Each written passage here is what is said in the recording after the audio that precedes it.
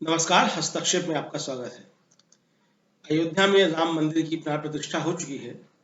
इस प्राण प्रतिष्ठा के बाद देश की राजनीति में क्या परिवर्तन आने वाले हैं और क्या भारतीय जनता पार्टी राम मंदिर को 2024 का लोकसभा चुनाव जीतने की धुरी बना पाएगी, इसकी समीक्षा कर रहे हैं प्रोफेसर जगदीश्वर चतुर्वेदी।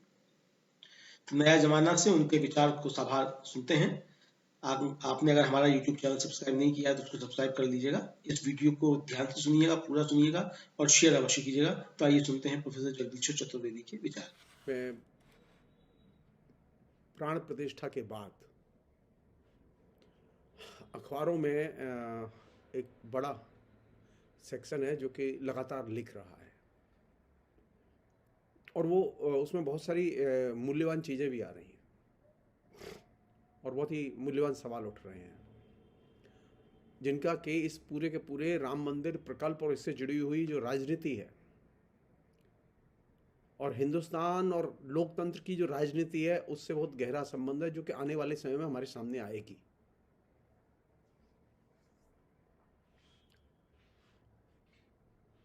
छब्बीस तारीख को यानी 26 जनवरी को सौगत बोस का एक आर्टिकल इंडियन एक्सप्रेस में छपा है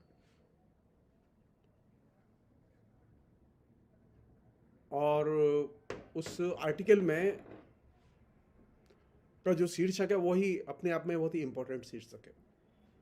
शीर्षक यह है कि आफ्टर जनवरी 22, 22 जनवरी के बाद इस लेख में जो चीज़ रेखांकित की गई, जिसकी तरफ ध्यान खींचा गया है, वो बतानी आप लोगों को, शेयर करनी आप लोगों को बहुत ज़रूरी है।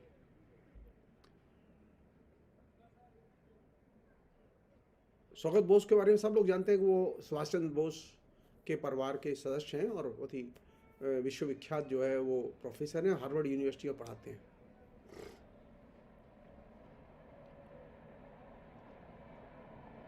सौगत बोस ने लिखा है कि ये जो राम मंदिर प्राण प्रतिष्ठा का जो इवेंट था, इस इवेंट ने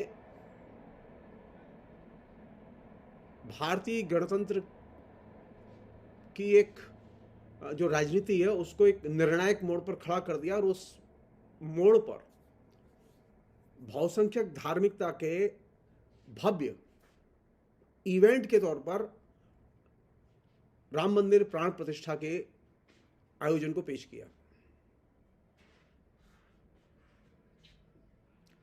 सौगत बोस ने इस बात को रेखांकित किया है कि इस सवाल पर विचार करें हम लोग कि क्या राम मंदिर के मसले को नरेंद्र मोदी आने वाले लोकसभा के चुनाव में चुनाव जिताने का हथियार बनाने में सफल होंगे।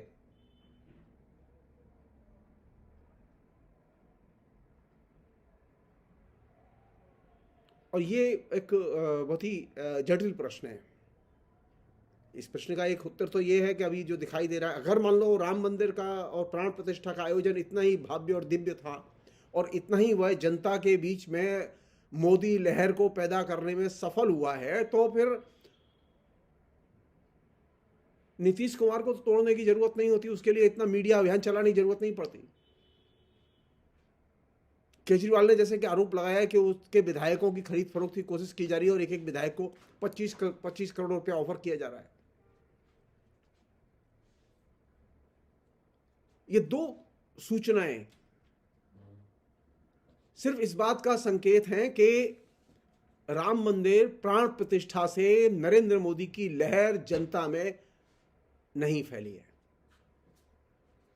अगर जनता में लहर पैदा की होती राम मंदिर ने, तो नरेंद्र मोदी, नीतीश कुमार, जिसके साथ में अभी कुछ दिन पहले तक उनकी पार्टी के लोगों की बिल्कुल लेले देले मची हुई थी, गाली गलौज के लेवल तक बातचीत हुई थी, वो ये सब नहीं करते।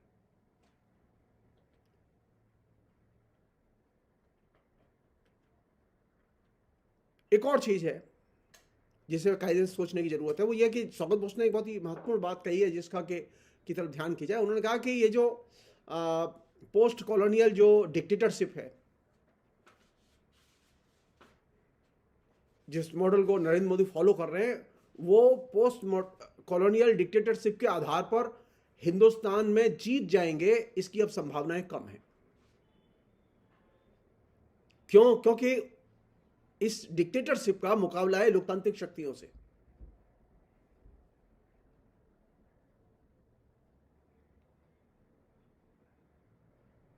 भारत में, जैसा कि शौकत बसु ने रेखांकित किया है, कि भारत में लोकतांत्रिक जो परंपराएं और लोकतांत्रिक सिद्धांत हैं, उनकी जो जड़ें बहुत गहरी हैं।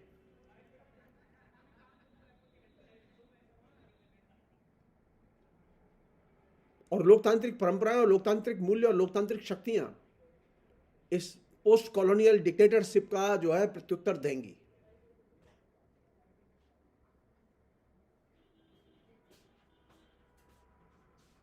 उन्होंने एक और चीज की तरफ ध्यान खींचा है, वो ये कि ये जो पूरा का पूरा इवेंट हुआ प्राण प्रतिष्ठा का, इस प्राण प्रतिष्ठा के इवेंट का जो असल जो मकसद है वो ये कि ये इसका पहली चीज तो ये है कि रामायण की जो परंपरा है उससे इसका कोई संबंध नहीं है। राम को लेके या हिंदू धर्म को लेके जो लोगों की आस्था है उससे इसका कोई संबंध नहीं है, बल्कि इस पूरे के पूरे इवेंट का संबंध है धार्मिक बहुसंख्यकवादी राजनीतिक आख्यान से, जो ग्रांड नैरेटिव जिसे हम लोग कहते हैं, जो विकसित किया गया जा रहा है इस प्राण प्रतिष्ठा के आयोजन के जरिए। एक और बहुत ही मार्के की बात की तरफ ध्यान खींचा है शौकत बसु ने। उन्होंने कहा कि 22 तारीख को प्राण प्रतिष्ठा हुई, लेकिन 23 तारीख को जो सुबह हुई वो सुबह थी नेताजी सुभाष चंद्र बोस के जन्मदिन की। नेताजी सुभाष चंद्र बोस का जन्मदिन आना और नेताजी के दृष्टिकोण का सामने आना, ये एक बहुत महत्वपूर्ण घटना है।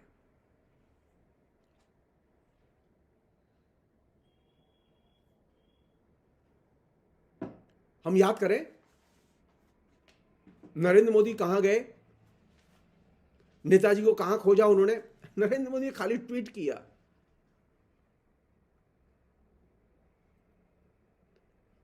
सवाल यह है कि ये जो 22 के बाद जो 23 जनवरी आई, उस 23 जनवरी में जो नेताजी सुभाष चंद्र बोस का जन्मदिन आया, सुभाष चंद्र बोस चाहते क्या थे? सुभाष चंद्र बोस चाहते थे कि हिंदुस्तान में सभी धर्म के मानने वालों के समान अधिकार होने चाहिए। उन्होंने एक घटना का जिक्र किया है। नेताजी के बहुत करीबी थे आजाद हिंद फौज में आबिद हसन साहब। आबिद हसन साहब ने अपने जो संस्मरण लिखे हैं नेताजी के बारे में, तो आबिद हसन साहब ने लिखा है कि नेताजी को, यानी ये 22 और 23, नरेंद्र मोदी और नेताजी, इन दोनों का फर्क इससे समझ में आएगा आपको।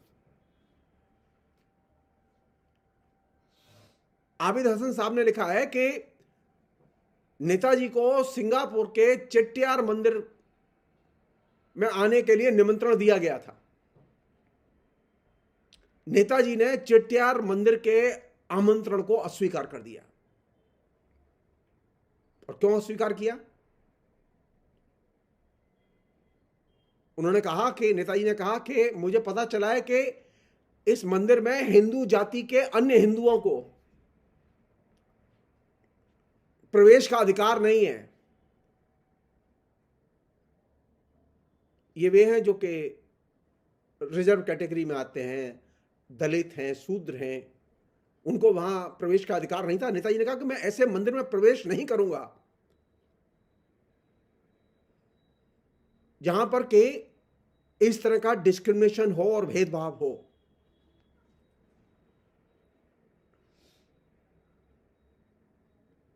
उन्होंने यह भी कहा कि वे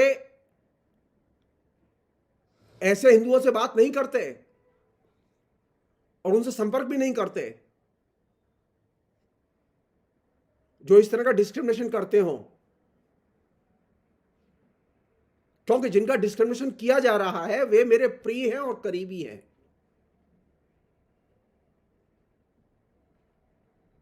एक और चीज है जिसका कि जिक्र करना बेहद जरूरी है, वो ये कि नेताजी के आजाद हिंद फौज में सभी धर्मों के मानने वालों का, सभी जाति के लोगों का स्वागत किया गया और उनको सम्मान दिया गया और एक समान नजरिए से देखा गया। इस पूरे प्रसंग में जिस चीज को कायदे से शौकत बसु ने हाईलाइट किया है उसे समझने की जरूरत है। वो ये है कि 22 जनवरी के बाद 23 जनवरी होती है और ये जो हिस्टोरिकल शिफ्ट है 23 जनवरी का, जिसमें कि नेताजी का महत्व है और नेताजी के दृष्टिकोण का महत्व, और वे आर्किटेक्ट माने जाते हैं आधुनिक भारत के। जो आंदोलनकारी लोग थे जिन्होंने भारत के लिए संग्राम किया, उनमें से वो एक प्रमुख स्तंभ माने जाते हैं।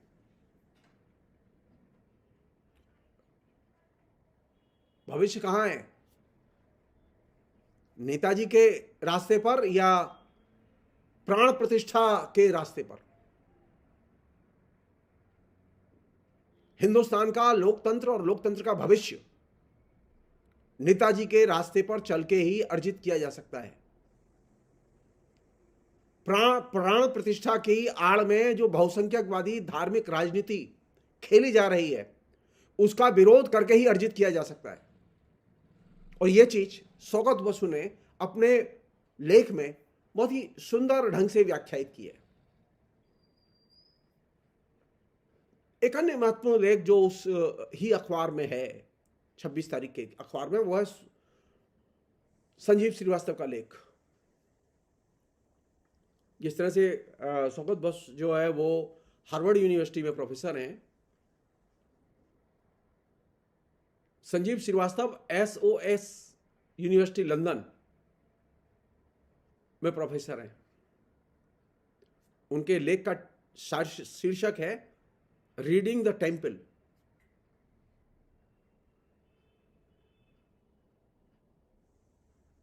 उन्होंने एक बहुत ही अच्छी बात लिखी है। उन्होंने कहा कि ये जो राम मंदिर का जो पूरा का पूरा प्राण प्रतिष्ठा आयोजन हुआ और मीडिया ने जो कवरेज दिया, उसने ये एक तरह से ये किया गया कि धर्म जो है वो जीवन का बाह्य पहलू था।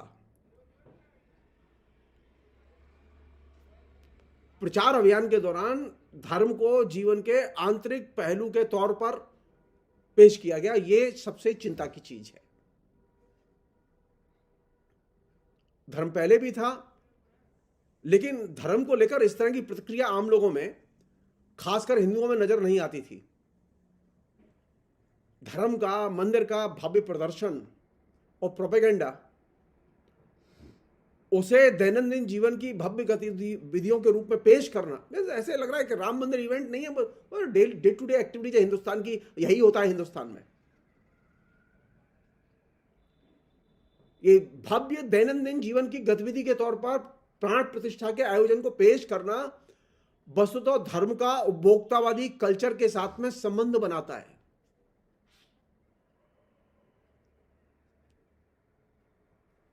यह भी कह सकते हैं कि उपभोक्तावादी संस्कृति के फ्रेम में राम मंदिर की प्राण प्रतिष्ठा के आयोजन को पेश किया गया और यह धर्म को पेश करने का एकदम भिन्न नजरिया है।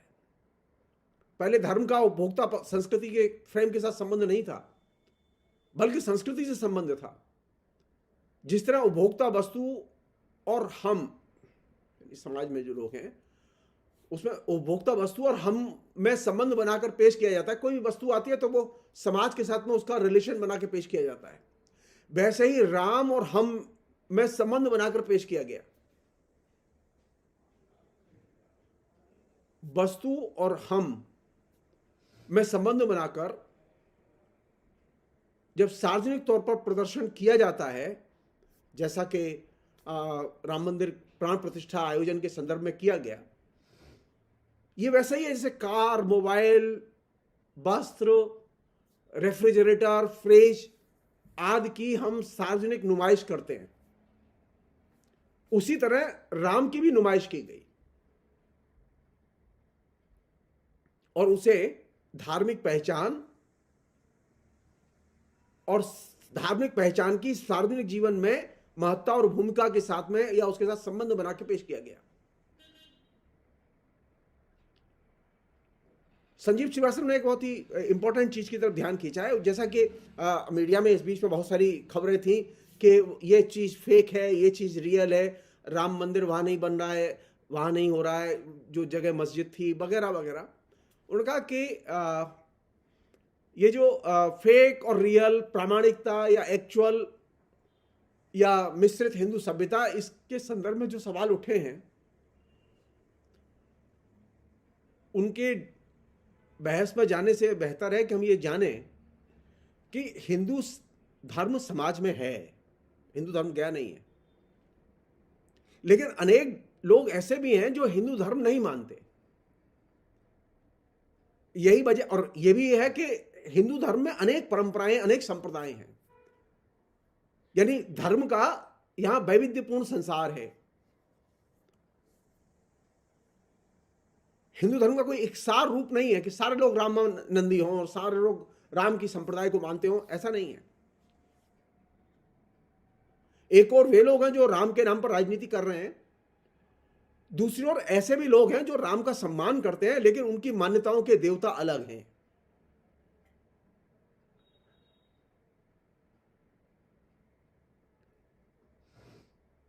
उनकी आस्थाएं राम की बजाय किसी अन्य देवता में हैं। वे राम का सम्मान करते हैं लेकिन वे पूजा राम की नहीं करते।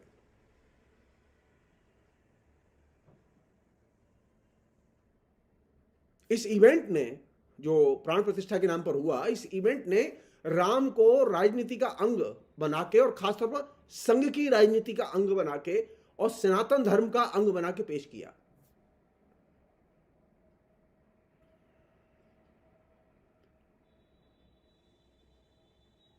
अगर हमें ये जो बहुसंख्यकवादी राजनीति जिसकी तरफ संजीव श्रीवास्तव ने ध्यान खींचा है कि इस पूरे के पूरे इवेंट का, प्राण प्रतिष्ठा इवेंट का लक्ष्य है बहुसंख्यकवादी राजनीति के वर्चस्व को स्थापित करना, तो वो कहते हैं कि अगर हमें इस बहुसंख्यकवादी राजनीति से लड़ना है तो ये फेक और रियल के चक्कर में नहीं पड़े हम।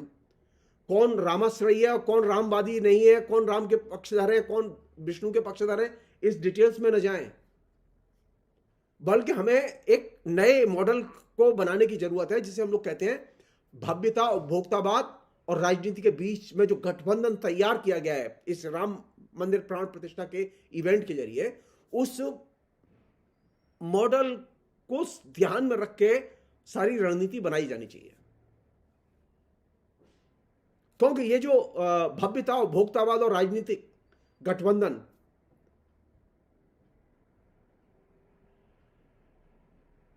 यही बहुसंख्यकवादी राजनीति की धुरी है।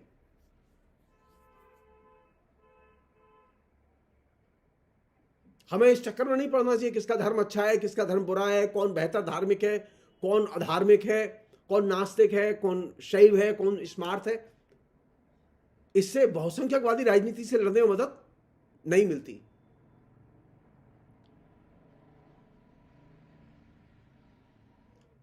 इसी अखबार में भारत के केंद्रीय मंत्री किशन रेड्डी, जी किशन रेड्डी, संस्कृति और पर्यटन विभाग में मंत्री हैं वो मोदी की गवर्नमेंट में, उनका एक लेख है और वो लेख का शीर्षक है द प्रॉमिस ऑफ राम राज्य।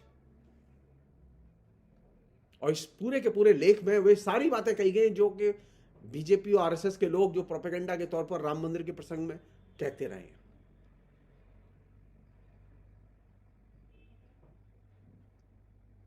इतनी निर्लज्जता से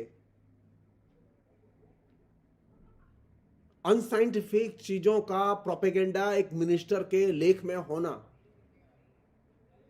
उसमें अनेक चीजें हैं ऐसी, वो अपने आप में चिंता की चीज है। और ये इस बात का संकेत है कि अब खाली मीडिया ही नहीं बल्कि कैबिनेट मिनिस्टर, संस्कृति मंत्री लेख लिख रहा है तमाम अनसाइंटिफिक बातों को लेकर, उन अनसाइंटिफिक चीजों को, तथ्यों को, प्रमाणों की हिमायत करते हुए जो कि सुप्रीम कोर्ट ने अस्वीकार कर दिए हैं।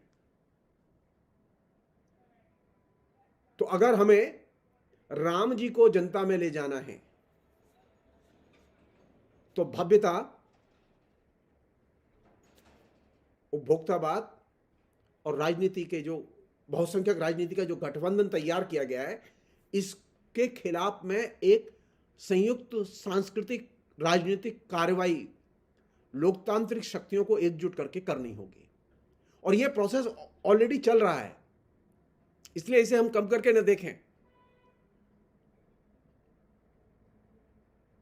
लोकतांत्रिक शक्तियां और भारत की लोकतांत्रिक परंपराएं पलट के इस बहुसंख्यकवादी राजनीति का प्रत्युत्तर देंगी, इसकी संभावनाएं दिन प्रतिदिन प्रबल होती हैं। आशा है ये कार्यक्रम आपको पसंद आया होगा।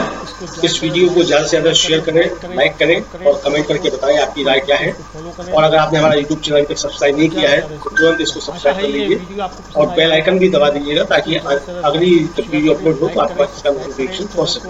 और अगर आपने हमारा फेसबुक पेज फॉलो नहीं किया है, फेसबुक पेज को भी फॉलो करें। धन्यवाद।